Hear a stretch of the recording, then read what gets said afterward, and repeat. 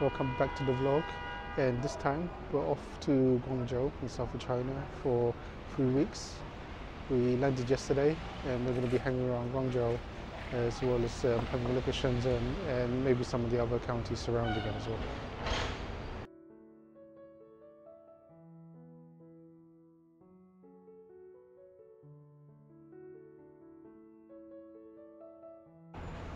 At the moment, the temperature here is around about 33 degrees. It's midday and it's super hot, super humid, and apparently the next few days and weeks is going to get even hotter. I think maybe up to 38. So yeah, plenty of drinks and staying out the sun.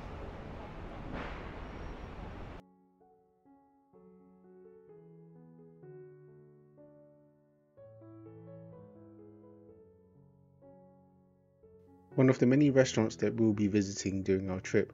This is a spaceship themed restaurant located in Guangzhou, where the menu items were ordinary but they were tasty. But the main thing around it was the space theme throughout the bar. In the middle of it is the chefs, where they cook the meals and they're served out, and surrounding it are abundant amount of seats. There's also individual booths which you could hire, where if you have certain parties or birthday parties or whatever, then you can have those kind of enclosures. For those Trekkies out there, these toilets were amazing with their sliding doors. They were all future themed, so it kind of felt like you were on a spaceship. You press a button, the doors slide open, and then once you're done, you press it again and it slides back. Hate to see what happens if you get stuck in them if the doors don't work, because there are no handles, so you're gonna have to try and slide them open.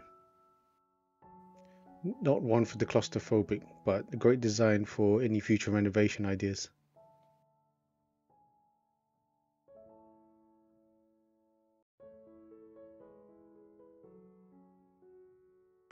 So that's what I like about shopping in China, is that you can do things all the way to like really late at night, to maybe about 12 o'clock.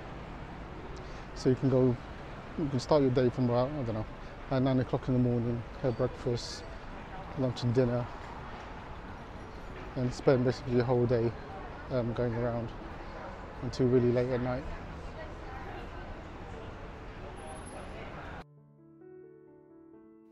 Don't know if it's just me, but every time I'm on holiday, I like to look for a supermarket just to see out of interest what sort of stuff they have here compared to the UK. And one of the main things that's easy to get hold of is durian, which I'll try later on, which is hard to find in the UK and it's really expensive, but here it's a lot cheaper. Bit of an interesting fact, about maybe the last time we came here was about 3-4 years ago. This was nothing more than just a bunch of old houses and some farmland next to the river, and now it's built up to be like a huge housing estate, plus loads of shopping centres and shops that line like the whole street, maybe about a good mile all the way to the south of the city. So every year you come, you're guaranteed to find loads of changes, and all the roads will change as well. So if you've ever been here in a while, then it takes a while to get used to all the roads and the directions and stuff as well. In terms of travelling around, it's relatively easy as a foreigner to get a taxi. You can probably just flag one down, but if you can read Chinese, then there's a whole bunch of like apps on WeChat and some local apps to it, but it's all in Mandarin. So it's a bit hard to book a taxi because you don't have Uber Eats. I mean, not Uber Eats, Uber taxis and stuff here. So, and you have to kind of know what you kind of have to know where you're going, because a lot of the drivers here don't speak English. So you either show them kind of where the places that you kind of go on Apple Maps. Apple Maps works, or you try and describe them with any pictures that you can find. Well, I'd say Google, but you can't really get to Google.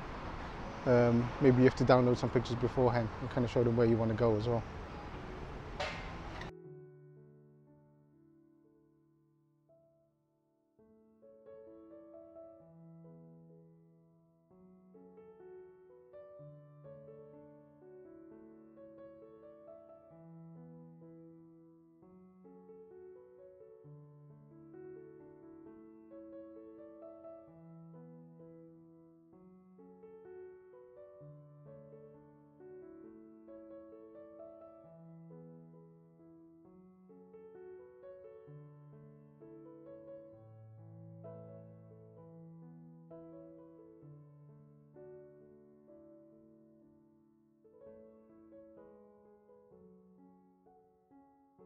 Welcome to the Mainland Resort here in Qingyuan in South China. This is a 5-acre complex comprising of sports and spa facilities. We're here for 2 nights staying at this hotel, and then we're going to be enjoying some of the recreation around and also the hot and cold spa on the premises.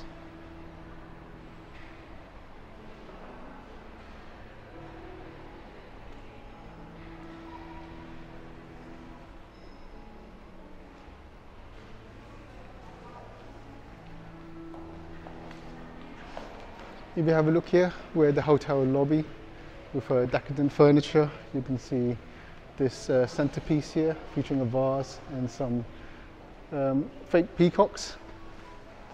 Here it's all lined with marble and stone, and you have a lot of games here for kids. So this is quite a child-friendly place as well. Parking, there's underground parking across the whole property, and there's like a lift from the left-hand side that comes straight up. There's also restaurants and a bar on that side, and then the reception's on the right-hand side.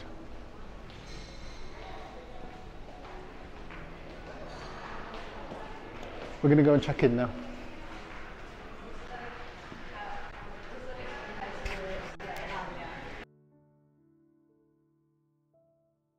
So here's some video of what the resort looked like.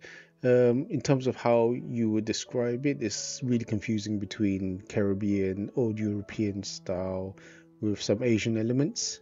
So there isn't one theme throughout the whole hotel as such, but the finishing was really good and looked really nice, and there was lots of stuff for kids to do and adults to do as well. On site there's tennis courts, there's a spa, there's also a water park which is pretty big, and you can get tickets for each of them individually. Which we did try, but I didn't have any video of the water park because I didn't want to carry the camera in there. There was nowhere to store it.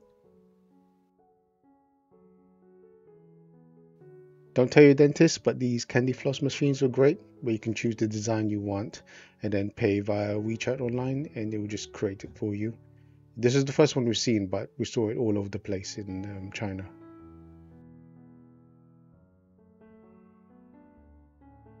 So this was the courtyard, the main entrance to the hotel. This had a more Southern European theme, but it also had some random dragons there as well, which is what I was saying in terms of the one theme throughout the hotel. Apart from this, was the connecting area where you had the hotel, the spa entrance, and also when you go down the hill, there's also the water park as well. This area was mainly just for hotel guests, so you could park your cars there, but there was also underground parking, which I didn't show, but it's just underground parking anyway.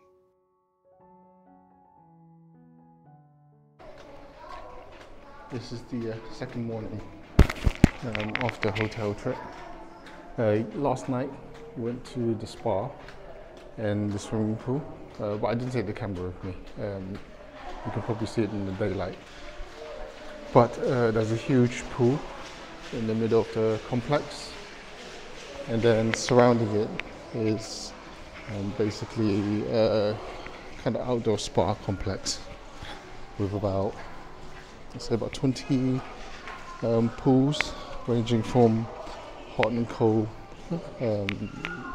little mini spa bits. There's also those feet fish as well, and some kids play areas as well.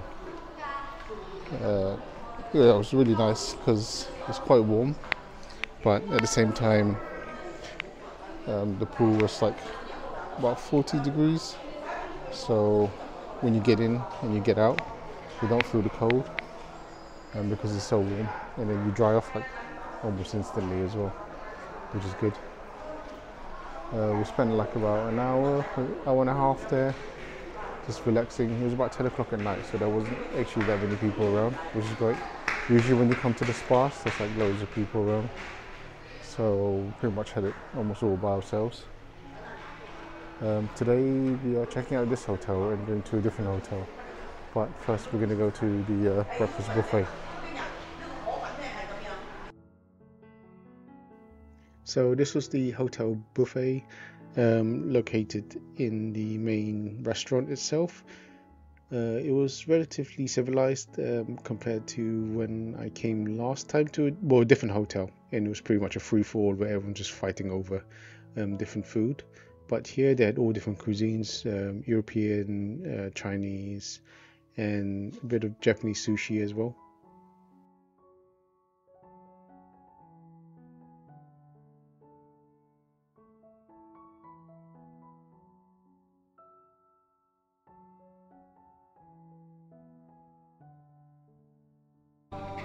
So we've left the hotel number one, and we're at the hotel number two now. This is nearby in the city Qingyuan. This hotel is quite unique. It's actually owned by a clothes brand called Good Bear. Um, and you can see, like, from the decor, they've got loads of old jeans that they've kind of put together as a chandelier, which is pretty cool. It's only about 3 years old, so we're going to check in and we'll show you around the room as well.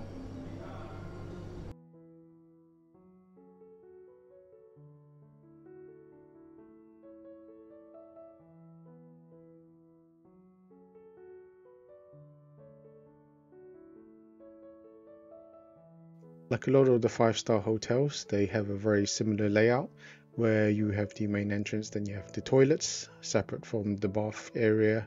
You have a shower with plenty of space. You've got double beds with plenty of storage space around you, bedside tables. And for this one, we have the window overlooking the Ferris wheel, which is the main attraction for the town, and one which we'll go on later on.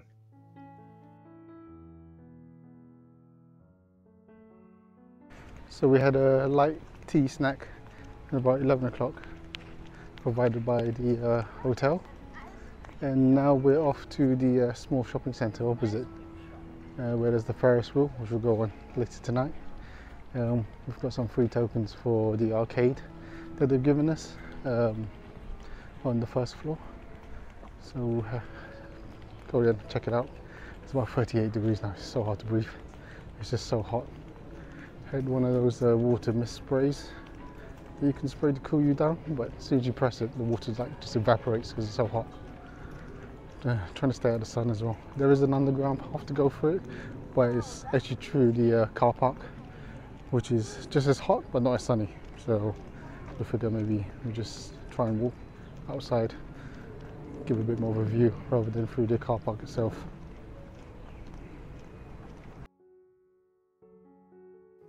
Making our way back to the Ferris wheel, we left it to later on at night. This was about 6 o'clock because the sun was too high and it was just too hot to go early in the day. We didn't know whether there would be a queue or not, and didn't know if we could book, but we guessed it should be okay. So we took the escalators up to the top floor of the main complex, and there it was pretty empty. So that was great. So we just got on the first one that we could. And the whole round trip took about 25 minutes. So you can see from the top of the Ferris wheel, the whole development area. This is multiple developers who have contributed together to form, I think, 5 different sections of this new town, with this whole area being the centerpiece of it. So you can see the flats that have gone up and some of the more expensive houses that have surrounded the lake area.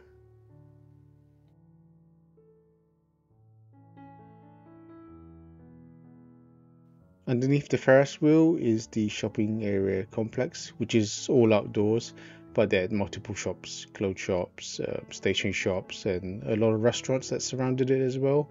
It's mainly for the residents and the tourists around the different development areas, and the main center point where everyone will gather and spend the afternoon and evenings.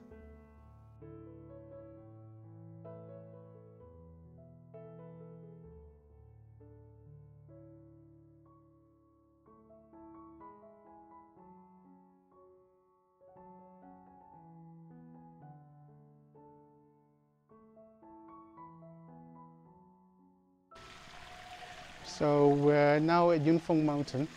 So this is a town outside of the Guangzhou, the main city. So we're staying here for one night.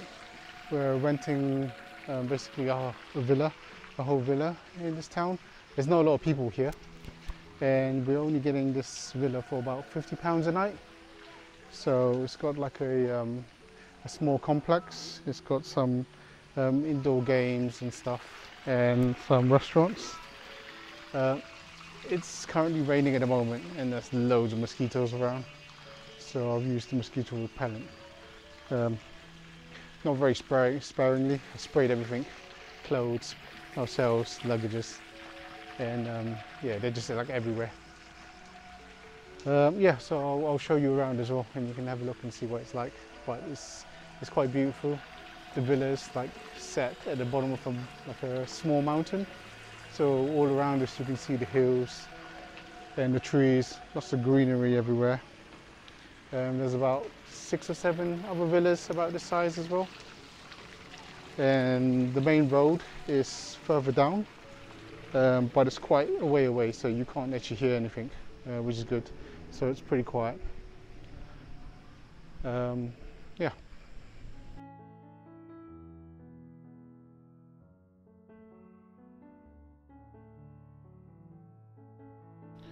So this is the morning after. We've just had breakfast, and we met the owner, and he said he's going to arrange for us a little electric train car to take us around the complex. So we're going to go down to the small village at the entrance of the hotel resort, and we're going to have a look around as well.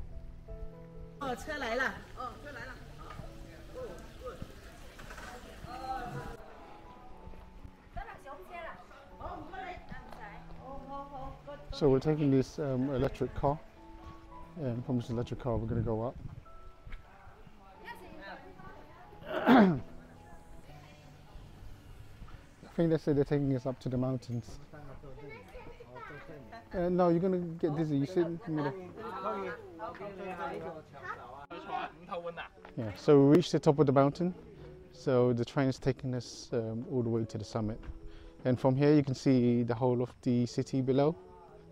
There's huge panoramic views, and there's also a huge platform that struts out over the mountain, out of the mountain, sorry. And from that you can get a clearer view of the scenes around you.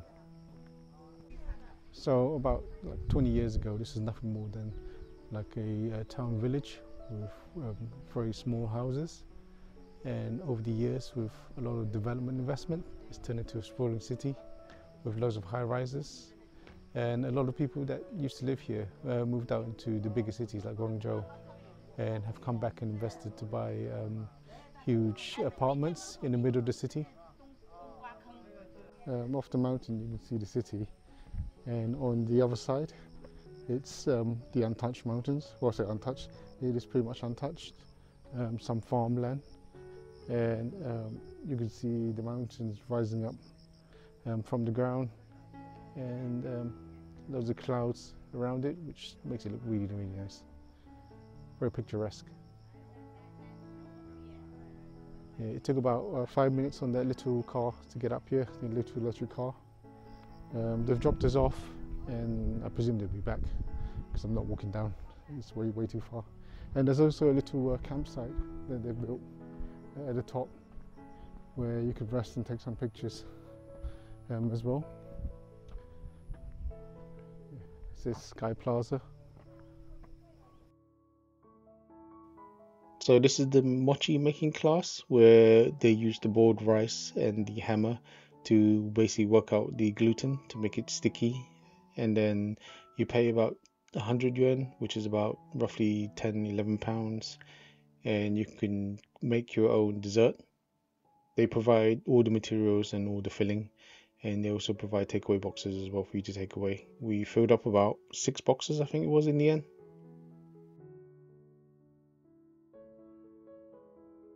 So inside is crushed peanuts and some sesame and sugar, so it was kind of sweet and savory, and the outside texture of it was chewy, and once you put it all together it was a delicious dessert.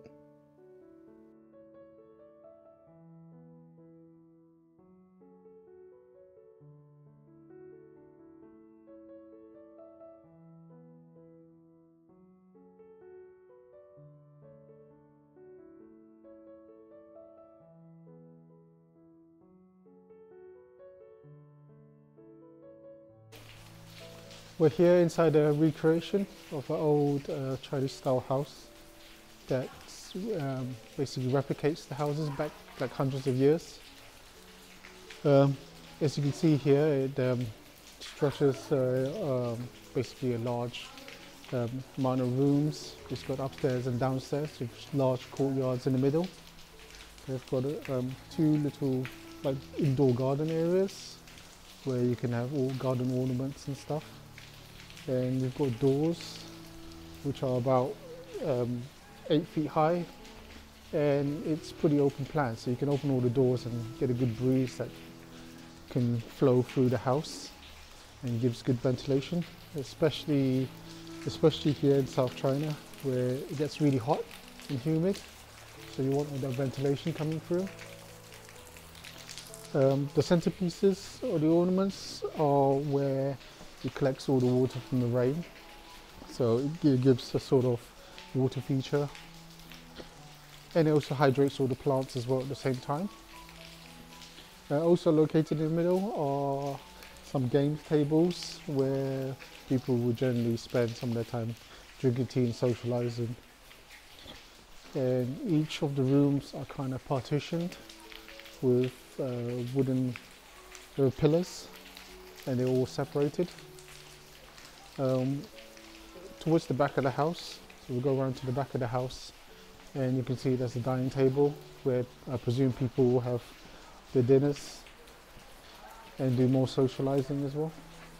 All of the upstairs is blocked off, so we can't really go upstairs at the moment. But yeah, we'll have a look outside as well. The entrance to the back, there's a large gate area here, as you can see. You can see the large brickwork that stretches alongside the building. There's also balcony ingresses along the top, spaced every couple of meters as well.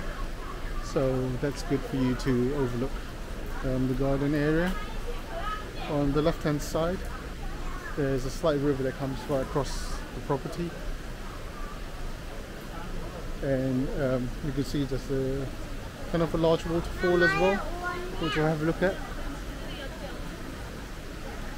And we can head up towards the top of the mountain as well, where you can see more of it. So this is a good recreation of an old Chinese village. Walking along the main street now, so there's about 20 odd houses around here. Today it's kind of good because there's not a lot of people around, so you can actually take videos and pictures quite easily. The road itself is pretty wide and it's lined with stone, with good drainage along the side as well. All of the doors on here are all made with strong wood, hardwood, and the buildings are all pretty similar in style. And if you go into them as well, it's pretty wide open with good airflow in between them as well.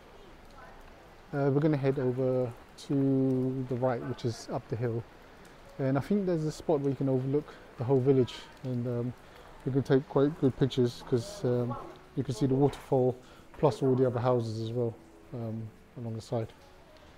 So yeah, let's head up there and then you can see. Behind me you can see the centerpiece of the village. It's the village square. There's a stage behind me where some of the village meetings took place, and it overlooks a water feature as well. This is usually where they have all the kind of like marketplace meetings as well that they hold, because it's such a good wide flat area. They set up like loads of stalls and stuff, and any kind of festivals like Chinese New Year, they'll hold it here. So this is the last bit of the village tour, and we are crossing the stream on these cobblestones. Well, not really cobblestones, what are they? Stepping stones. They're quite large and they span the width of the river. So once you get to the middle, a lot of people take pictures, which is quite nice because you overlook the little man-made waterfall as well. I have to be careful though, it's really slippery. I almost slipped just now. But yeah, it's really picturesque as well. I'll show you what it looks like around the other side. Yeah, so now we're heading back down, back to the start of the village, but this time along the river. So they've created a nice path for you to walk. It's really cooling and refreshing. So we'll head back down across or along the riverside. You can see some of these traditional handcrafted water tools that they use. And the banks are lined with nice greenery, and there's boulders as well in the river itself that breaks up the flow of the water and creates some nice ripples.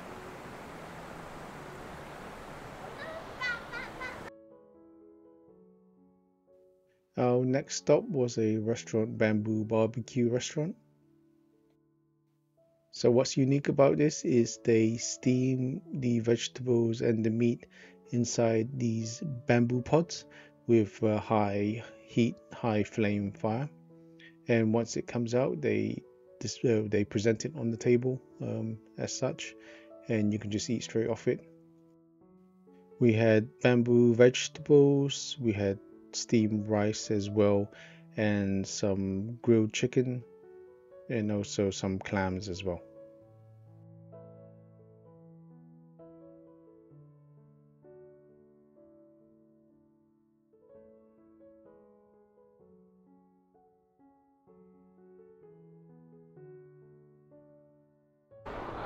You join us now on our next leg of our journey.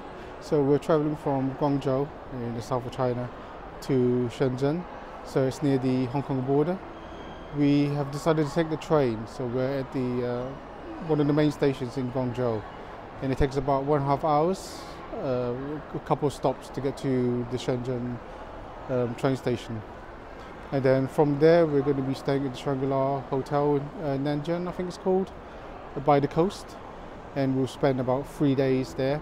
We're going to some kind of entertainment center, so it's got loads of activities for kids. It's got video games, go-karting as well, I believe, and we may or may not be going to camping trip at dinner time tomorrow, depending on how hot it is. It seems like it's going to be 38 degrees, so we might not want to spend our time outside. It might be just way too hot. But we had to book these seats online, so it's quite difficult as a foreigner because all of the seat bookings are in Chinese. But if you can get someone to help you do that, then you need to do that. You can't turn up at the station and try and get tickets that way because it's always sold out, especially on a Friday as well. So today is a Friday. Everyone travels back from Guangzhou, the main city, to Shenzhen. So if you're trying to get tickets, then it's really hard. So this is the ShangriLa Nanshan in Shenzhen. It's 77 floors with, I think, from 60 to 76, which are extra rooms, and the rest of it are service apartments. It's got a bar, it's got a restaurant, a swimming pool, and a gym. And underneath it as well is a huge shopping complex. This is one of the nicest hotels that we stayed in. It's got marble finishings throughout the bathroom, both bathrooms, and the showers as well. And it overlooks the whole of Shenzhen and Shenzhen Bay, and you can see the financial district and beyond. And there's also a golf course down there, and a lot of the buildings yet haven't come up, so it's unobstructed views. And it's a bit annoying in the daytime that you do find a lot of influencers come up here to take their pictures and their videos, so the restaurant cafe is always filled with them. Yeah, so today we're at the go-karting in Shenzhen, so we're going to try and go around a couple laps of this track. It's apparently for over 16, so Chloe's going to have to go with me in the car while I drive. We're going to spend probably a couple laps around here. There's a bit of a big queue, but we're quite early, it's like 10 in the morning. So probably if you come later, then it's going to be like a lot more people.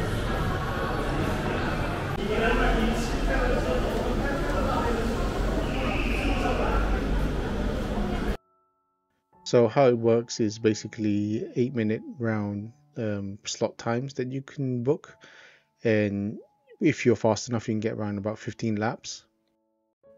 They did separate the kids from the adults, so as long as you're 1 meter high, the kids could actually ride the cars themselves. So here they did ride themselves on half speed, so it wasn't the full speed cars. And then once the adults took to the track, then we were on the full speed electric cars. It was good fun, and the kids did 2 rounds. It was roughly about £30 a person. The cars were quite heavy though, compared to normal bin karting in the UK, but it was still quite fun, especially when you kart with friends. The next venue is this indoor game center where you pay about £30 a person again, but then you can spend 2.5 hours in there.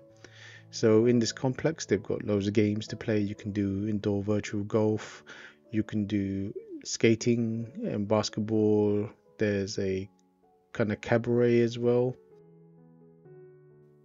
They've got game emulator arcade machines where they've got 500 games in there. There's also archery, and there's BB gun shooting as well. The main downside is I don't think they restricted people, so at times it was a long queue for certain games, and on other times when people started to leave, then it was fine.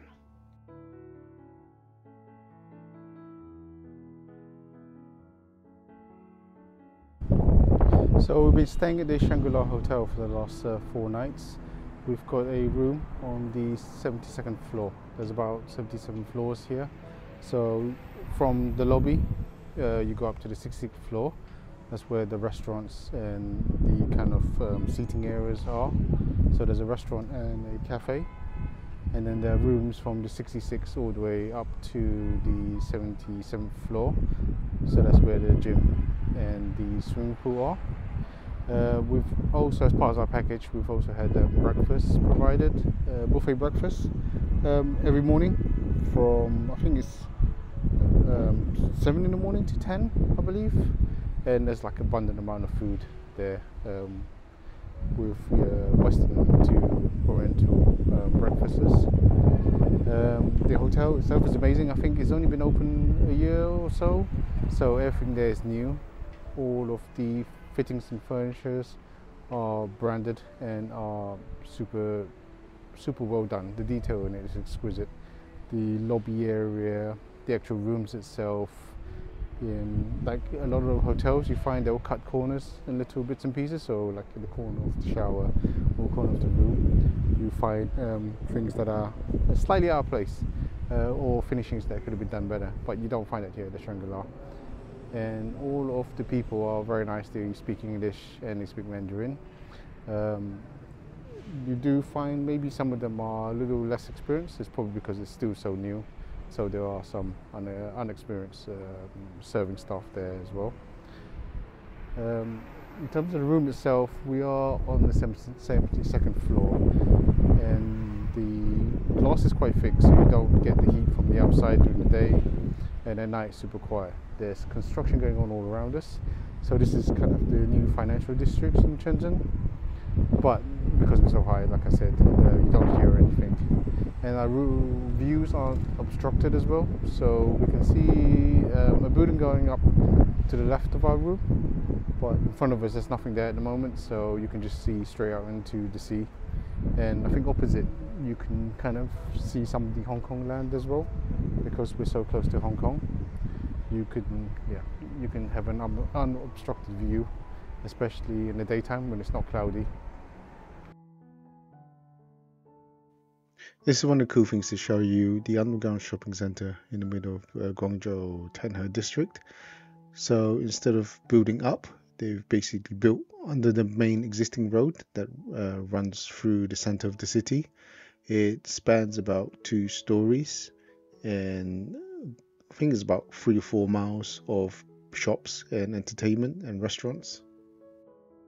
It also serves to connect all of the shopping centers, so there's about 5 of them, and the underground center connects to each one of them as well as the subway. So technically, if you can get through the main shopping center, then you don't actually have to go above ground, which is great in summer, especially now in the heat. When it was 38 degrees, you can avoid the sun, avoid the heat. It's got air conditioning throughout and 3, 4 different streets that run parallel to it. If you want, you could spend the whole day here. We spend about 6 hours here, so you can go from entertainment arcades to shopping for gadgets and clothes, etc. They've also got horror rooms, and there's an indoor go-kart as well, which I saw but we didn't try. The restaurants itself are mainly different stalls, and they're quite cheap, so you can get a meal for like about 12 yuan, which is about £1.20.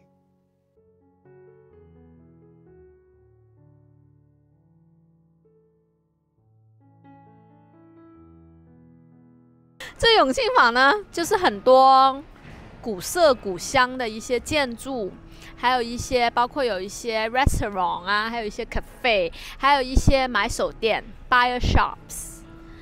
然后呢，我们可以往前走，还有一些 souvenirs。So we're in the middle of Guangzhou, and here is the recreation of an old Chinese village. So this was done a couple of years ago. Inside this recreation, there is a river that runs straight in the middle of it, from the north to the south, and you can take a boat trip on it as well. Surrounding both sides of the banks, there are shops and art museums as well. And we're going to try and go to one of the art museums. There's lots of places to eat, lots of places to shop. Every now and then you find like a coffee shop and some ice drinks you can get because it's just so hot here as well. It's pretty clean and there's not really a lot of people around, which is good. And all the architecture is pretty well done. You can see some of the fine detail they've got on it, like behind me. It's a piece of masonry, and they've recreated some of the writing and some of the sculpture artworks as well. You also find some of the restaurants that lie along the banks. We've recreated carpentry work for the bridges and the roofs as well. It's a pretty good recreation of how it used to look like, and it gives you a good sense of what the old times were like. So here's some clips of inside the Opera Museum. This is the main center of all the development, with the gardens and the water features in the heart of it. You can sit here to admire the view and gaze at the magnificent architecture.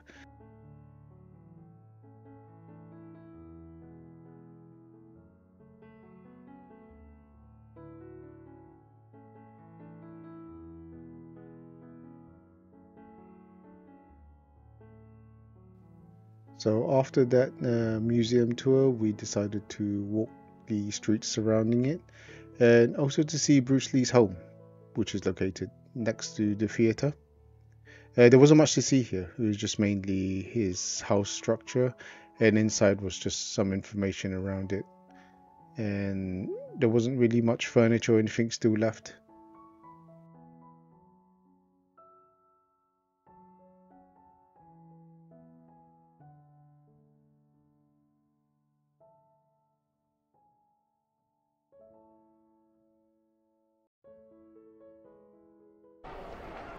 So today we're at the Gongdong Art Museum. This is more for modern art. They've got about 4 halls, I think it is, with a lot of different styles of artwork and exhibitions from most recent artists around.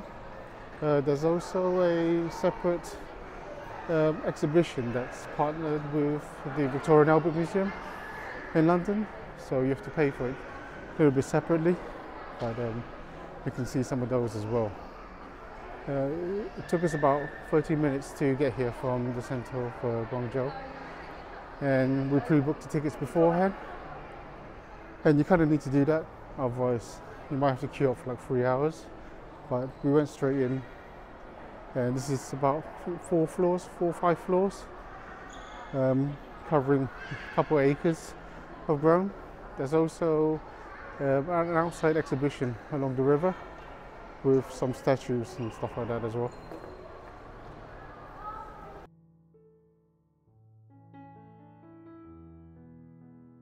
现在在广东美术馆，然后呢，这里有很多来自全世界各地的一些作家、艺术家，包括那边有草间弥生，然后这边是一个国内的艺术家，他们的一些艺术品、艺术藏品，然后那边还有一个像玩具一样的猫 ，can take over there。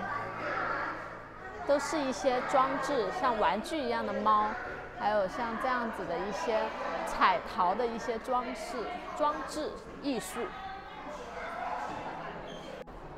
Here you can see how the museum is located. It's along the junction of 3 main rivers that run through Guangdong. From here you can see the downtown buildings. Like in the distance, there's the main financial center. And you've got all the surrounding residential flats. You could also see the pathway. I think at night as well you can take a boat trip that runs along the river from I think west to east with all the lights lit up. It's like a really beautiful scene.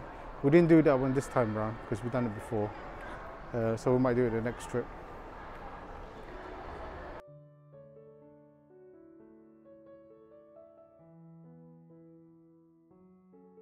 So what are we eating today? We are eating the nature.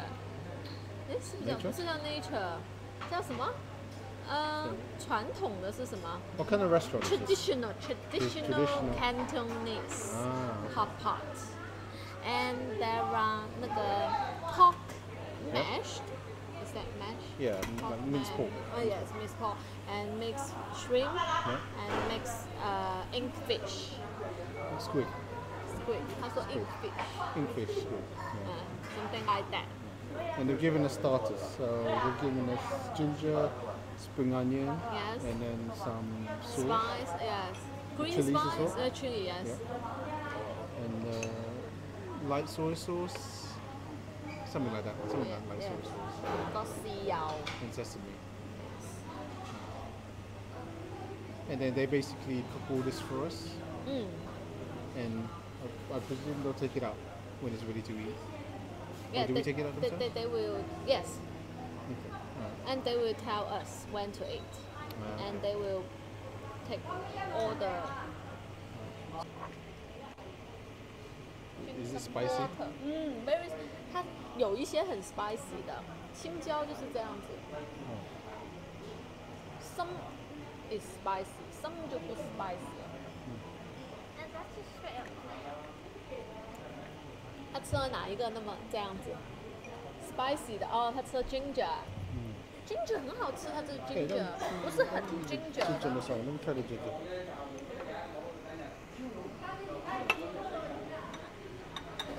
No, it's okay.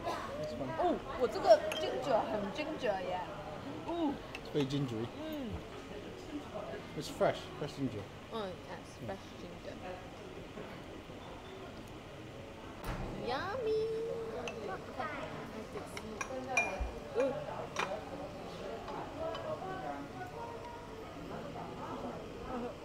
Fans eats first.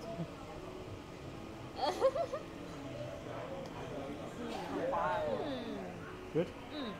Let me taste it. You like it? 很好。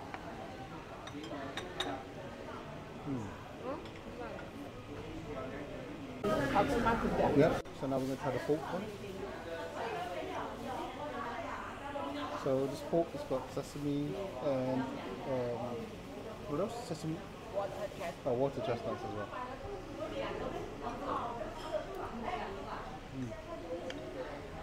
今天你把这个给吃了。Pig gum. Pig gum, yeah, pig gum. Very nice.